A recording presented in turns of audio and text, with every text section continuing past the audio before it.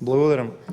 Колешка, неколку работи. Значи, да ја прашам, во општина Куманово, која што е меѓу најхаварисаните општини во државата, кој е на власт? СДСМ 29 години, меѓу најголеми долгови. Во Македонија имате по 7 души у канцеларија во Куманово. Понатаму, во најзадолжената општина на Балканот, знаете кој е? Охрид. Знаете во чиј мандат? На Ацо Петрески. Знаете колку е долгот на Охрид? 600 евра по човек. 15.000 евра дневно за камати. Понатаму, колешке, во општина Тетово кој е на власт? СДСМ.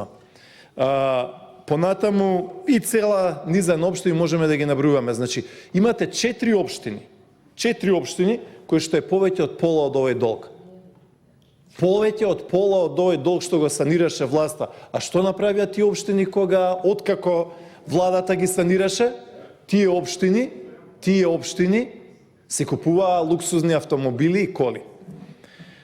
За индустријската зона Раброво, колешке. За индустријската зона Раброво, таму пред 10 години имаше само обична ледина. Ништо таму, буквално ништо немаше. Сега таму има 10 фабрики, погони, стоваришта, луѓе работат. Вие можете тоа да го наречете лоцирање, релоцирање, инвестиции, реинвестиции, никна погони во кои што има стотици и стотици вработени. Кажете ми, колешке, 3 години сте веќе на власт.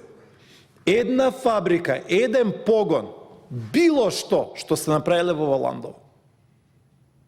Нема. За тоа ви зборам. Значи, не е разликава, не знам, ние сме отвориле 3 погони, вие 2, па ние да велиме 3-2. Не, 10-0 е работава.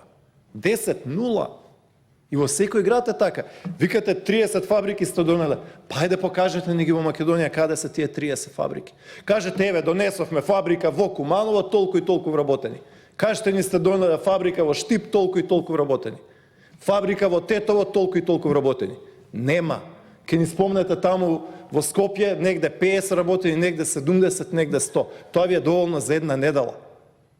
А ако сакате фабрики за вработување, ви треба како Битола 5-6 000 вработени, Кромберг и Шуберт. Треба Дрекселмајер во Кавадарци, 5-6 000 вработени. Треба фабрика за автобуси во Скопје, 1000 и кусур вработени, сега веќе оди на 2000. Ви треба нова фабрика кod Джонсон Мети, која што ќе има извоз од милиарда и кусур евра, кој што ќе го билда извозот на Македонија. А ништо немате направено. Да, збориме и за Валандово и за Македонија, колешке. Така што можеме уште долго да зборуваме, но бројките се неумитни. Вашата парола, колешке, вашата парола беше за живот во Валандово. Според бројките кои што ви ги презентирав, ова не е веќе живот во Валандово, тука е живот во Германија, живот во Канада, живот во Шведска. Во тој под наводници режим владата на ВМРО ДПМН сте имале 100 родени деца, 100 родени бебиња во 3 квартали во 2017. Сега имате 65. Тоа не е мал пад.